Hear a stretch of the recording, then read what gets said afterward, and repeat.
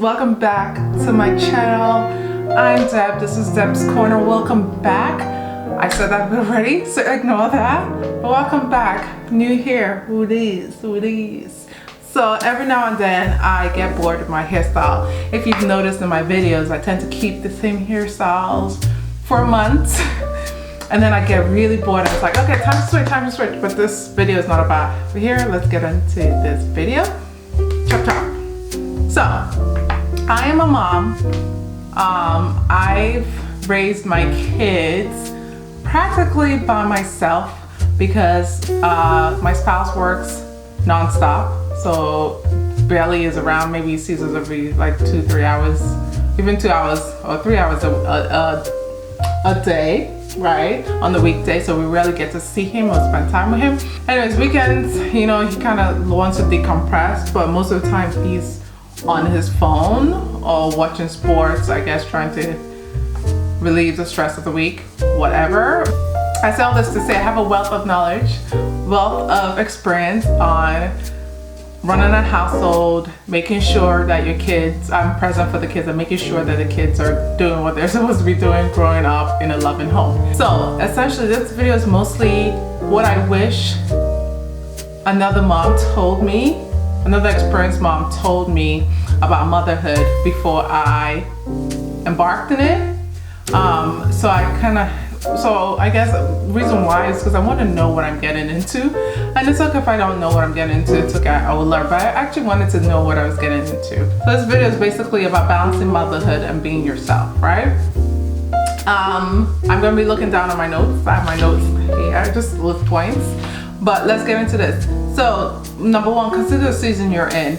So me as a mother and balancing motherhood and trying to be myself, I often was playing this game with like, okay, I know what my old self was, you know, I was like, I know what my old self was, and I'm now a mom. So me trying to grasp with that identity, grasp the identity of being a mother was really hard for a long time. I think now, like, it's been like almost a decade, I'm like, oh, this is my role, I am really a mom. It now finally hit me. But before then, it was this tug of war, like my old self versus my new identity as a mother. It was hard to understand that. But I would say if I was an experienced mom talking to me back then, I would say just consider the season you're in. Right now, you are in a season where you're raising kids. It's 18 years, right? You have kids for the rest of your life, but literally when you're actively raising a child, you have 18 years to raise that child. So just consider the season that you're in. You're in the season of nurturing, you're in the season of just raising beautiful human beings. So just embrace it. It's going to be hard. No one says it's going to be easy, but kind of just understanding and being aware of what season you're in. It's just like in marriage and anything, in relationship with friends, even the actual weather. There are seasons to things. It changes, it doesn't stay the same. So you're not going to always be raising kids for the rest of your life unless you continue to have babies upon babies upon babies upon babies. But if you're like, okay, conscious, then you're like, okay, a good number, you know? Because nowadays it's hard to raise, it's expensive to raise kids. So if you're like, okay, good number 2, 3, maybe 4, you know you're gonna stop at a certain point. So that's what I would say. Consider the season you're in. I would also, number 2, give yourself grace. So I know for me, when I was raising my kids when they were younger, because I had 2 kids by the time I was 30, right? So I know, and it was just, I didn't have time to kind of just switch mindset. It was just throwing into it, and I just had to adjust while on the job, right? But giving myself grace, because I was that kind of mom before. I was that kind of mom where I was like, okay, my house is gonna be in tip-top shape, laundry is always going to be done, I'm gonna have meals ready, you know, I'm gonna take them out for activities, we're gonna get some lessons in daily. I put so much pressure on myself that when I failed at what I planned to do daily, I beat myself up for it. I don't want to cry. beat myself up. And I would say to myself, now looking back in hindsight, that there's no way you can get everything done in a day as a parent. Like, there's no way. The thing with raising kids and what I realize now is that there's always going to be something to be done. You can never finish a task. So for me, the mindset of just trying to finish a task, daily task every day, and beating myself up for not finishing it was just unrealistic. I was never going to accomplish what I set myself to do in terms of that, in terms of completing a task relating to raising my kids. I don't know if that makes sense, but give yourself grace. I don't want to cry, so I'm going to jump off that topic. Number 3, don't try to do it all. I think this falls in line with what I just talked about by giving yourself grace. Don't try to do it all, because I think the mindset of like, okay, I can accomplish all this in one day, because especially if you're a stay-at-home mom, it's like, I stay home, I don't have to go to work. I can accomplish this in a day. What's stopping me? And just getting out of that mindset that you can't do it all. You can't, you're not superhuman. I used to call myself before super mom. I can do this. I'm gonna be that exception. My house is gonna be clean all the time. Now if you come to my house now, the toys and teddy bears and stuff scattered. My house is not dirty, it's just not tidy, if that makes any sense. So it's not like, oh yeah, dirt. I have a very clean house. But it's just that like toys and paper and stuff is just thrown around because kids will be kids. So whereas before, I think before when my house was like that, I used to just get irritated because I'm like, oh my gosh, I can't believe I didn't get the house clean. I didn't do it all. No, give yourself grace, sis. Give yourself grace. Number 4, be present. So being present means that you're not sitting with your child and thinking, oh, I have laundry to do. Although our minds as women, as mothers, it always does. My mind always does that. I don't know about yours, but my mind is always like, I'm sitting here, I'm like thinking, oh, I just washed some, stuffed animals. I gotta take that out. I just clean my kids' room. I gotta take out the trash from there before they come back from school. I gotta do this.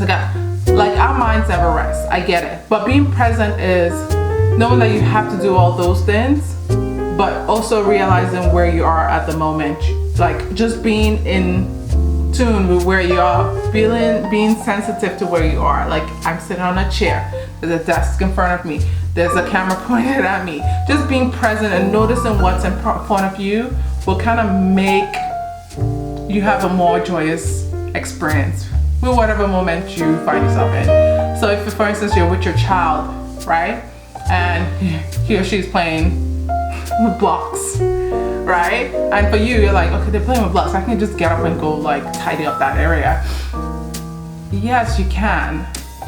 But what's wrong with just sitting there and watching your child play with the blocks? Just being present. He's playing with blocks, or he or she's playing with blocks. What's wrong with just sitting there and watching them play with blocks for a few minutes? Doesn't hurt. So just be present. You become more joyful or more grateful when you're present versus always hoping for, I wish this will happen. I wish, no, just what's going on right now. Okay, let me be grateful for what's going on right now. That's my piece. All this is what I would say to myself. What I would wish another experienced mom would have said to me when I was raising my kids when they were really, really, really young. They're still young, don't get me wrong, but they're not really, really, really young. They're in toddler stage. Number 5, make time to rest. Another mistake I made when I was raising my kids as a young mom and raising toddlers, I didn't rest. I think because I was young, my energy was through the roof. Like I felt like I can do any and everything and not get tired. And I did. I was able to do it. Now that I'm getting older and I try the same thing I used to do when I was younger, when I was a younger mom, I got tired. I would get really tired. I used to go back, I'm like, how was I able to cook like meals, try different snack options, homemade snack options, take them out, enjoy the stuff at the park, bring them back home, take a nap, take them back out to this activity, bring them back. Then if I wanted to go grocery shopping, come back, make dinner every night. Like how was I able to do that and not get tired? Now if I try that my body would be like, you're not a spring chicken anymore. You gotta slow it down. But I would have told myself to make time to rest. Even though I felt like I had all the energy, my body still needed to rest. It was just, I think, going with the excess energy I had stored from the previous night. I don't know, but like, just give yourself time to rest. Number 6, get up before your child. Now, I heard this advice when I was raising my kids, or when my kids were younger. Get up before your kids. In my mind, I was like, especially when you have a newborn, right? And you have like a toddler who sometimes wakes up in the middle of the night, or you're like sleep training. Like, why am I gonna get up before you when I was like mostly up with you in the middle of the night? Like, why would I try to get up before you? No, I'm gonna try to sleep in. I'm even gonna try to sleep past you, even if you're awake and not really crying full hard, but like just making noises. I'll still sleep through, because I'm like, I have to be up during the middle of the night. But this whole concept comes from the fact that, like, I guess when you're past that toddler stage, when you're past the sleep training stage, and your kids like sleep in and not wake up like 6 or 5 o'clock in the morning, this advice comes in because it's allowing you to have time for yourself in a quiet space before you start to serve anybody else, before you start to hear your spouse's problems or deal with your kids' problems. It allows you time for yourself to just refresh. If you pray, like for me, I'm devotional. If you have to do a devotional, do devotionals. If you have to pray, pray. If you have to listen to music, whatever you do to just kind of ground yourself and just start your day off in the right track, you do it. And that's why that advice is really important, getting up before your kids. Yeah, sometimes it's not realistic, but when you can, with young kids, it's very crucial because it allows you time for yourself that you may not get during the day if you're with your child all day long, if they're not in school. So yeah. Number 7, talk to other adults. Now this one, I heard, I read, and I did. I actually implemented this in my life, hence me going to the playground. I went to the park. We were in the West Coast, so I went to the park every single day. The only time I did not go to the park was on Sunday, because we went to church and came back, kind of like trying to get ready for the week. But every other day, Monday through Saturday, without fail, at the parks. Now in the park on Saturday, maybe my spouse would take them out to the park, not me necessarily, but they were at the park. But for me, I would go out to grocery store. I still talk to other adults, but talk to adults, especially in motherhood. Motherhood can be so lonely, especially if you don't have family close by. Motherhood could be so lonely.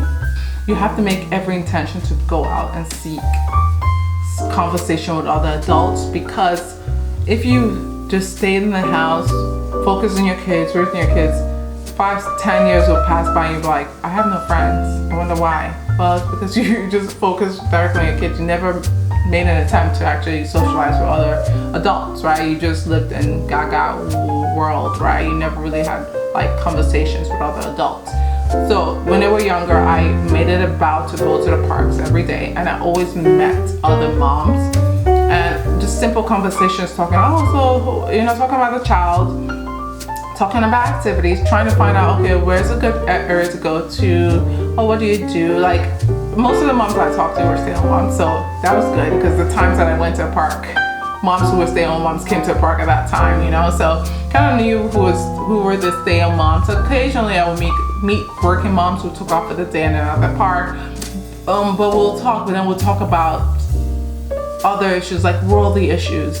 So I like the fact that I did that, because it made me feel less lonely. Because motherhood, oh my gosh, if you don't try, you'll be so lonely.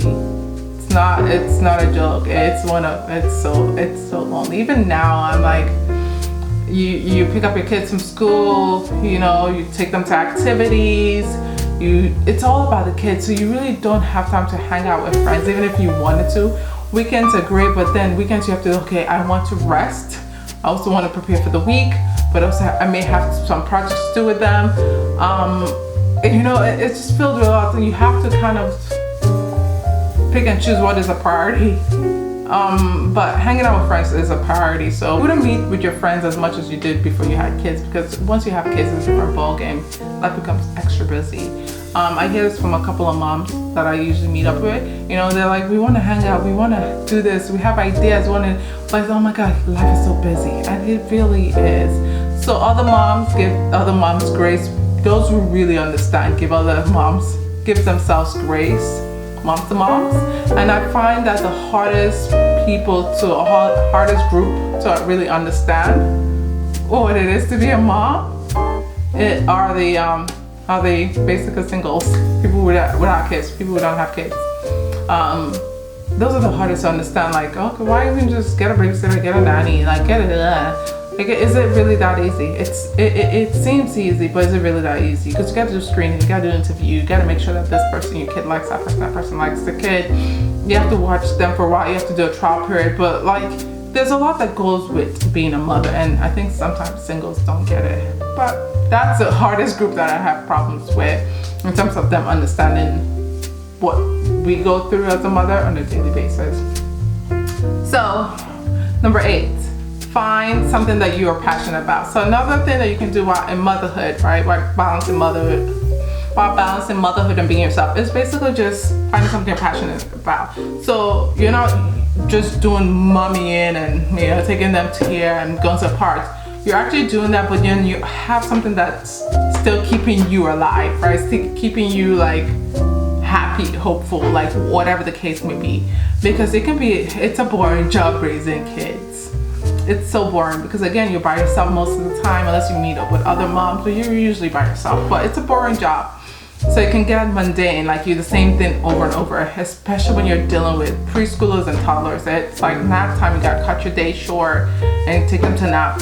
But when you find something you're passionate about, maybe when you go out with them, you give them your all, you give them your attention.